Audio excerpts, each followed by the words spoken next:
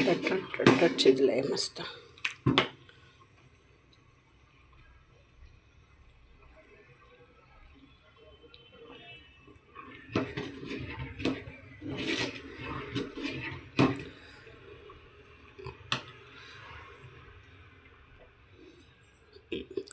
हा 1 जग भरून ज्वारीचं पीठ होतं.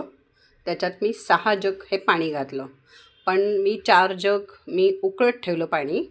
2 जगमध्ये पीठ भिजवलं आणि नंतर पीठ सगळं कालवून झाल्यावर जे उकळतं पाणी ठेवलं त्यात मी लसूण मिरची म्हणजे जिरे लसूण मिरची मीठ आणि पांढरे तीळ असं घातलं त्यात.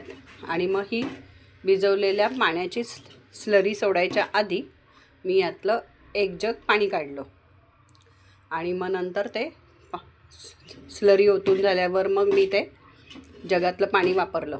तसं ज्याच्यात पीठ कालवलं होतं ते सगळं पाणी ओतून ते सगळं करून घेतलं आणि मग वर परत मी अर्धा जग पाणी घातलं.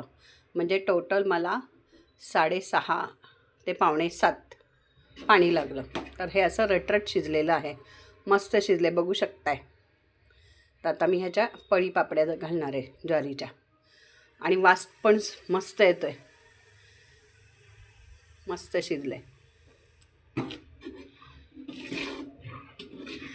तर असे ह्याचे होणार आहेत ज्वारीचे पापड. तर मी असेच पळीचे बटाटा पापड करणार आहे, तेव्हा मी तुम्हाला नक्कीच व्हिडिओ करीन शेअर. तर आता हे पापड घालून झाल्यावर दाखवेन. बाय.